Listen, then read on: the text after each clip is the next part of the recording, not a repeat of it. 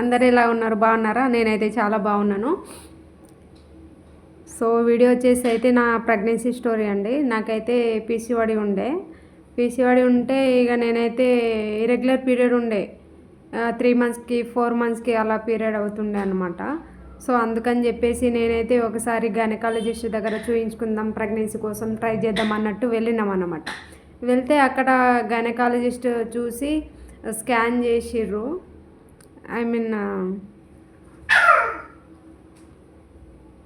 Scan చేసిర్రు అనమాట. So scan చేసినప్పుడు అయితే నాకైతే సిస్ట్ ఉండే అని చెప్పారు. ఇక దానికైతే మెడిసిన్స్ ఇచ్చారు. ఒక 6 మంత్స్ 7 మంత్స్ నేనైతే యూజ్ చేశాను అనమాట. అది డేకి 2-3 టైమ్స్ అలా వేసుకోవాలి. అలా నాకైతే ట్యాబ్లెట్స్ అవన్నీ ఇచ్చారు అనమాట, అది క్యూర్ కానికి. అయితే నేను 7 మంత్స్ 6 మంత్స్ అయితే యూజ్ చేశాను. దాని తర్వాత ఆ సిస్ట్ అయితే క్లియర్ అయిపోయింది ట్యాబ్లెట్స్తోనే.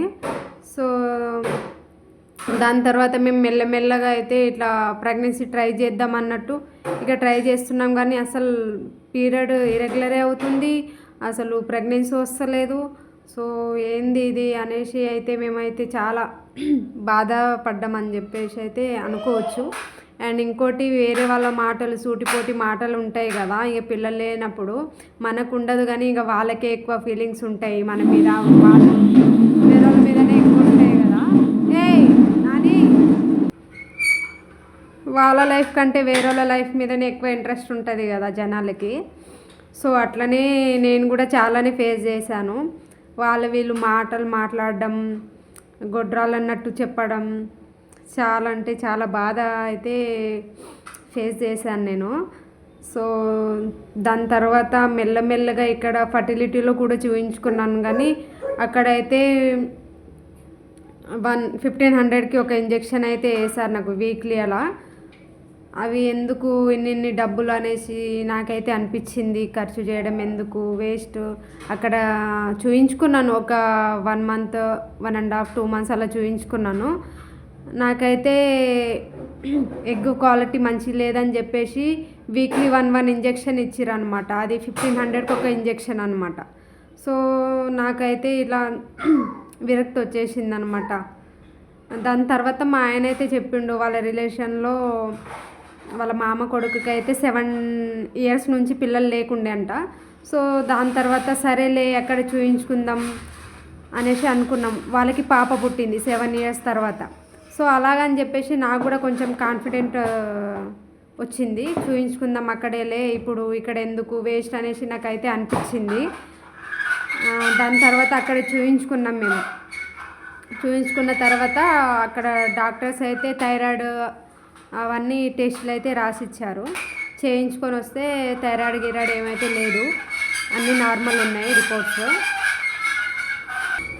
ఆ డాక్టర్ అయితే ఒకటే చెప్పాడు, ఏంటంటే ఏమో అమ్మ చెప్పలేను, ప్రెగ్నెన్సీ ఎప్పుడు కన్ఫర్మ్ అవుతుందో చెప్పలేను నేను, ఎప్పుడన్నా కన్ఫర్మ్ కావచ్చు, 1 monthలో కావచ్చు, 1 yearలో కావచ్చు, ఒక 2 years కావచ్చు, అలా అనేసి అయితే చెప్పాడు.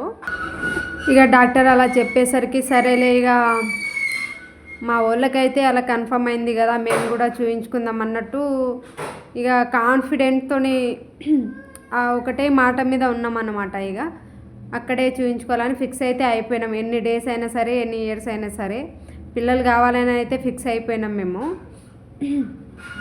అయితే డాక్టర్ అయితే అక్కడ చూసి నాకు ఈ పీసీఓడి ఇరెగ్యులర్ పీరియడ్ క్యూర్ కానికి అయితే ఇంజెక్షన్స్, ట్యాబ్లెట్స్ అవన్నీ ఇచ్చారనమాట.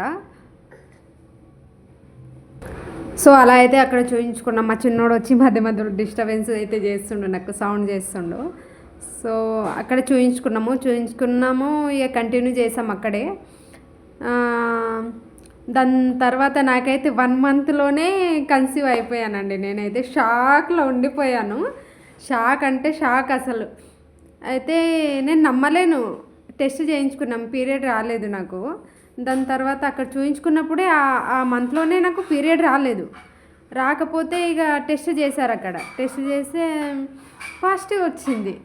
పాజిటివ్ వస్తే ఇక ఆయన డాక్టర్ కింద ఒకతను ఉండే అనమాట, ఆయన టెస్ట్ చేస్తే పాజిటివ్ వచ్చింది. పాజిటివ్ అనేసి అయితే చెప్పాడు. నేనైతే అసలు నమ్మలేను నేను. అసలు నేనేనా కన్సీవ్ అయింది, అసలు నాదేనా అది అన్నట్టు. ఎందుకంటే 3 ఇయర్స్ నుంచి అయితే కన్సీవ్ కాలేదు కదా, అందుకని చెప్పేసి ఒకేసారి షాక్ అయిపోయాను అనమాట నేను. సో డాక్టర్ చెప్పింది అయితే కరెక్ట్గా ఫాలో అయ్యాం, మెడిసిన్స్ కూడా కరెక్ట్గా ఫాలో అయ్యాం, కాబట్టి మాకు 1 మంత్లో కన్సీవ్ అయిపోయాను నేను. సో ఆ డాక్టర్ ఎప్పుడు పిలిచినప్పుడు అప్పుడు వెళ్ళామన్నమాట మేమైతే. ఆ డాక్టర్ అయితే 3 డేస్కో 5 డేస్కో 1 వీక్కో ఒకసారి పిలిచేవాడు, అంటే ట్రీట్మెంట్ని బట్టి. ఆ ట్రీట్మెంట్ ఎప్పుడు చేయాలో దాన్ని బట్టి అయితే మమ్మల్ని పిలుస్తుండే అనమాట. మేమైతే ఎండ వాన అసలు చలి ఏం లేకుండా బస్సుకి వెళ్ళాము, బస్సుకి వచ్చామన్నమాట మేమైతే. చాలా చాలా స్ట్రగుల్ పడ్డాము. ఇంకా అక్కడ నుంచి బస్సు దిగిన అక్కడ నుంచి అయితే అక్కడ విలేజ్ అనమాట, అది చిన్న విలేజ్. అక్కడ అయితే ఆటోస్ కూడా ఉండవు, లోపల వెళ్ళాలి ఒక 1-2 కిలోమీటర్స్ నడుచుకుంటా వెళ్ళి నడుచుకుంటా చూపించుకొని వచ్చి బస్సు ఎక్కి వచ్చేస్తుండే మేమైతే. సో అలా నాకు కన్సీవ్ అయిపోయింది. కన్సీవ్ అయిన తర్వాత మళ్ళీ ఇంటికి వచ్చి మళ్ళీ ఇంకోసారి నేను టెస్ట్ చేసుకుంటే అది ప్రెగ్నెన్సీలో చేసుకున్నాను అనమాట. అంటే ఎప్పుడు నేను దాంట్లోనే చేసుకుంటుండే కదా, నాకు అదొక అదే నాకు చేసుకోవాలనిపించింది. ఇక చేసుకున్న ఇంటికి వచ్చి చేసుకుంటే పాజిటివ్ వచ్చింది. అమ్మ ఎంత హ్యాపీనెస్గా ఫీల్ అయ్యానో, ఎంత హ్యాపీగా అంటే ఇంకా అంత హ్యాపీ అనమాట. ఇక దాని తర్వాత అక్కడే 3 మంత్స్ వరకు చూయించుకుంటే ఇక తర్వాత జర్నీ కదా, అక్కడిక్కడ చేయొద్దు జర్నీ అనేసి అయితే నేను జర్నీ ఇక్కడే చేశాను, ఇంకా హైదరాబాద్లోనే ఇక్కడే చూయించుకున్నాను అనమాట నా ప్రెగ్నెన్సీ మొత్తం. సో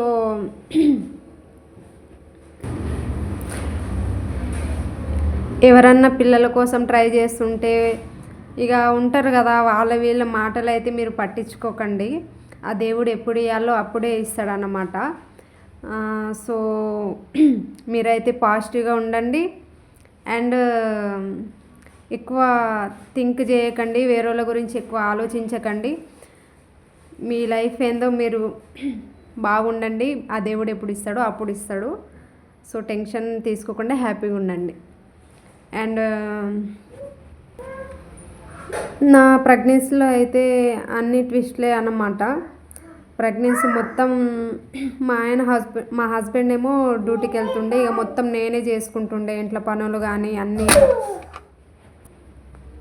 ఇక నేనే చేసుకుంటుండే. మీకు డౌట్ రావచ్చు, మీ మమ్మీ ఉండొచ్చు కదా, చేయించుకోవచ్చు కదా అని చెప్పేసి. మా మమ్మీకి అయితే మెంటలీగా బాగాలేదు అన్నమాట. సో అందుకని చెప్పేసి అయితే నేను చేసుకున్నాను. ఇక మా అత్త వాళ్ళు అయితే విలేజ్లోనే ఉంటారు వాళ్ళు. ఇక అట్లా అనేసి మొత్తం ప్రెగ్నెన్సీ మొత్తం ఇలా అయితే నేను చేసుకున్నాను నా పనులు అయితే. అండ్ ఈ జర్నీ అయితే మొత్తం ఇలా అయిపోయిందన్నమాట. ఇక డెలివరీ స్టోరీకి వచ్చేసి అయితే నాకు పెయిన్స్ అంతగా రాలేవు అన్నమాట, పెయిన్స్ రాలేవు. అండ్ చెకప్కి వెళ్ళినప్పుడు డాక్టర్ చెకప్ చేసినప్పుడు అయితే కొంచెం బ్లీడింగ్ అయిందన్నమాట. బ్లీడింగ్ అయినప్పుడు డాక్టర్ అన్నది, అమ్మ నువ్వు జాయిన్ అయిపో, నీకు డెలివరీ దగ్గరలోనే ఉంది అనేసి అంటే, ఇక లేదు మేడం మేమైతే ఏం తెచ్చుకోలేదు లగేజెస్ అనేసి అంటే, సరే అమ్మ మరి ఇంటికి వెళ్ళేసి రండి అనేసి అంటే, ఇక అప్పుడు తర్వాత మేము కొంచెం నెల నిండిన తర్వాత వెళితే చెప్పింది ఆమె, ఇక అడ్మిట్ అయితే అయిపోయినా. పెయిన్స్ లైట్గా వస్తున్నాయి పోతున్నాయి, అంటే నార్మల్ డెలివరీకి చాయిసెస్ ఉండే అన్నమాట అనేసి అయితే వాళ్ళు చెప్పారు. నాకు నార్మల్ డెలివరీకి చాయిసెస్ ఉండే కానీ నా దగ్గర ఎవ్వరు లేరు అన్నమాట, ఒక్క మనిషి కూడా లేదు, చెప్పేటోళ్ళు లేరు, ఎట్లా చేయాలో ఏం చేయాలో అట్లా చెప్పేవాళ్ళు ఎవ్వరు లేకుండే నాతోని. మా హస్బెండ్ అండ్ మా డాడీ ఉండే అనమాట నాతో, ఇంకా వేరే వాళ్ళు ఎవ్వరు లేరు. అయితే పెయిన్స్ వస్తున్నాయి పోతున్నాయి ఇక అట్లా అనేసి అయితే ఆల్రెడీ మేము చెప్పేసాము, ఎందుకంటే నాతోనైతే నార్మల్ డెలివరీ కాదనేసి అయితే నేను మా ఆయనతో చెప్పేశాను అనమాట. ఎందుకంటే మన కెపాసిటీ మనకు తెలుసు కదా. సో మళ్ళీ ఇంత రిస్క్తోని ప్రెగ్నెన్సీ వచ్చింది, మళ్ళీ ఎందుకు ఏమో నాతోని కాదు అన్నట్టు నేను భయపడి సిజరింగ్ అనేసి పోయినాం అన్నమాట. సిజరింగ్ అనేసి పోతే ఇక డాక్టర్స్ అన్నారు, ఎందుకమ్మా నీకు నార్మల్కి చాయిసెస్ ఉంది, నార్మల్తో ట్రై చేయండి కదా అనేసి అంటే, మేడం నాతోని కాదు ఇక అట్లా అనేసి అయితే మేము చెప్పేసి ఇక సిజరింగ్కి అయితే వెళ్ళిపోయినాము. ఇక సిజరింగ్ అయిన తర్వాత నాకైతే బేబీ బాయ్ పుట్టాడనమాట. అది కూడా మేము సిజరింగ్కి వెళ్ళకుండే వన్ డే ట్రై చేసాము, నైట్ మొత్తం ట్రై చేసాము. అయితే ఇంకా అసలు డెలివరీ అవుతలేదు. ట్రై చేసినప్పుడు మా బేబీకి అయితే హార్ట్ బీట్ తగ్గిపోయింది, 160 నుంచి 80కి వచ్చేసింది అనమాట. ఇక నేను అప్పటికి చెప్పేస్తున్నా డాక్టర్స్తో, నాతోని కాదు, సిజరింగ్ చేసేయండి అని చెప్పేసి. వాళ్ళైతే ఇక ట్రై చేద్దాం అన్నట్టు ట్రై చేసిర్రు. అయితే మా బాబుకి హార్ట్ బీట్ తగ్గిపోతే ఇక అప్పుడు ఎమర్జెన్సీలో హడావిడిగా తీసుకొని వెళ్ళిపోయారు అన్నమాట. అప్పుడు నాకు వెళ్ళిన ఒక 15-20 మినిట్స్, హాఫ్ అన్ అవర్ అనుకోండి, హాఫ్ అన్ అవర్లో అయితే డెలివరీ అయితే అయిపోయింది. నాకు చాలా పెయిన్స్ నార్మల్ డెలివరీ అయితే అస్సలు భరించలేమన్నమాట. ఇంకో జన్మనే అని చెప్పొచ్చు. అయితే నేను వెళ్ళంగానే అది అనెస్థేషియా ఇస్తారు కదా డాక్టర్కి అయితే చెప్పాను ఫస్ట్, నేను చాలా పెయిన్స్ వస్తున్నాయి మేడం, నాకు పెయిన్స్ వస్తున్నాయి, ఇంజెక్షన్ ఇవ్వండి మేడం అనేసి అంటే, మేము నువ్వేం టెన్షన్ పడకమ్మా, చాలా ఫ్రెండ్లీగా ఉండే ఆ మేడం అయితే, ఏం టెన్షన్ పడకమ్మా, నీకు ఇంజెక్షన్ ఇస్తే నువ్వు ఆరామ్సే పండుకుంటావు, నువ్వు ఒక్క 2 మినిట్స్ 1 మినిట్స్లో నీకు మొత్తం అయిపోతుంది అనేసి ఇంజెక్షన్ అయితే ఇచ్చేసారనమాట. ఇంజెక్షన్ ఇచ్చేసిన తర్వాత ప్రాసెస్ అయితే మొత్తం తెలుస్తూనే ఉంది, వాళ్ళు చేస్తున్న ప్రాసెస్ అంతా తెలుస్తుంది, అంతా బీపీ చెక్ చేస్తున్నారు, అంతా అవుతుంది, వాళ్ళు మాట్లాడుకుంటున్నారు, అన్నీ చేస్తున్నారు, అన్నీ నాకు అర్థమైపోతున్నాయి. కానీ అసలు మనకి మొత్తం బాడీ మొత్తం తిమ్మిర్లాగా వచ్చేస్తుంది అనమాట, స్టమక్ కింద నుంచి మొత్తం. లెగ్స్ అయితే అసలు తీసి ఇట్లా పెడుతుంటే ఇంత బరువు అవుతున్నాయి, ఒక్కొక్కటి 10 kgs 15 kgs ఉన్నట్టు ఒక్కొక్క లెగ్ అయితే. ఇక అప్పుడు ఏమో డెలివరీ అయితే అలా అయిపోయింది. నాకైతే బేబీ బాయ్ పుట్టాడు. అప్పుడు చాలా హ్యాపీనెస్గా నేనైతే చాలా అంటే చాలా హ్యాపీనెస్ అంటే హ్యాపీనెస్ ఇక దానికంటే ఎక్కువ ఏమన్నా ఉంటే ఇక అది అనమాట. సో నేనైతే డాక్టర్కి అడిగాను అనమాట, బాబు పుట్టాడమ్మా అనేసి వాళ్ళు చెప్తే కంగ్రాట్స్ అనుకుంటే చెప్పారు అనమాట డాక్టర్స్ నాతోని. అయితే బాబు ఎలా ఉన్నాడు సార్ అనేసి అంటే, బాబు అయితే బాగున్నాడమ్మా, ఇప్పుడే ఏడుస్తున్నాడు, క్లీనింగ్ అవుతుంది అనేసి చెప్పారు. ఇక అయితే ఇక దాని తర్వాత రూమ్కి అయితే షిఫ్ట్ చేసిర్రు. అప్పుడు కూడా నా దగ్గర ఎవ్వరు లేరండి, అసలు ఎవ్వరు చేసేవాళ్ళు లేరు, ఎవ్వరు లేరు అన్నమాట. మొత్తం ఇక మా బాబుని నేనే హ్యాండిల్ చేసుకోవాలి. మా హస్బెండ్ ఉండే, మా డాడీ ఉండే, కానీ వాళ్ళు ఎంతన్నా కొంచెం మగవాళ్ళకి ఏం తెలుస్తుంది, ఆడవాళ్ళ పరిస్థితి ఆడవాళ్ళకి తెలుస్తుంది కదా. సో ఇక నైట్ మొత్తం నేనే ఫీడింగ్ చేస్తుండే, నేనే లేచి నేనే అంతా చేసుకుంటుండే అనమాట. చాలా నరకం అయితే చూసినా అనమాట నా ప్రెగ్నెన్సీ అయితే నేను. ఇక దాని తర్వాత అలా అయితే ఇంటికి వచ్చేసాం, ఇక డిశ్చార్జ్ అయింది. దాని తర్వాత కూడా ఇంటికి వచ్చినప్పుడు చేసి పెట్టేటోళ్ళు కూడా ఎవరు లేరు నాకు. ఇక నేనే చేసుకున్నా కానీ బాబుకి అయితే స్నానానికి ఒక అమ్మనే పెట్టుకున్నా, నేను ఒక పెద్ద ఆమెను అయితే పెట్టుకున్నాను. ఇక ఆమె స్నానం చేపిస్తుండే అనమాట. కానీ ఇక తినడానికి నాకు ఎవరు, మా ఆయనకైతే వంట రాదు, ఇక వేరే ఏమన్నా హెల్ప్ చేస్తాడు ఇంట్లో పనులకి, కానీ ఇక వంట రాదు. ఇక నేనేమి తినాలో ఇక అవన్నీ నేను లేచి చేసుకునేసరికి నాకైతే ఇన్ఫెక్షన్ అయితే అయింది. ఇన్ఫెక్షన్ అయిన తర్వాత అది 2 monthsకే అయింది ఇన్ఫెక్షన్. నాకు ఇన్ఫెక్షన్ అయ్యి ఇంకో సిజరీన్ అయిందనమాట, ఆపరేషన్ చేశారు ఇంకోటి. అది కూడా నాకు తెలియలేదండి, కొంచెం పెయిన్ ఉండే నాకు, స్టిచెస్ అంటే లోపల స్టమక్ పెయినే ఉండే. అంటే సిజరింగ్ అయింది కదా, అలానే ఉంటుందేమో పెయిన్ అనేసి అయితే నేను అనుకున్నాను. అయితే అప్పుడు మా చిన్నోనికి ఫస్ట్ వ్యాక్సిన్ తీసుకోవడానికి వెళ్ళామన్నమాట బండి మీద. ఇక ఎవరు లేరు కదా ఇంట్లో కూడా తీసుకెళ్ళే వాళ్ళు, వేరే వాళ్ళు ఎవరు లేకుండా ఇక మేమిద్దరమే కదా. సో అట్లా అని చెప్పేసి అయితే మేము వ్యాక్సిన్ తీసుకోనికి వెళ్ళినామన్నమాట. ఇక బండి మీద వెళ్ళి కొంచెం లైట్ గుంతుండే, ఇక దాటేసి వెళ్ళినాం వ్యాక్సిన్ తీసుకుందాం అనేసి.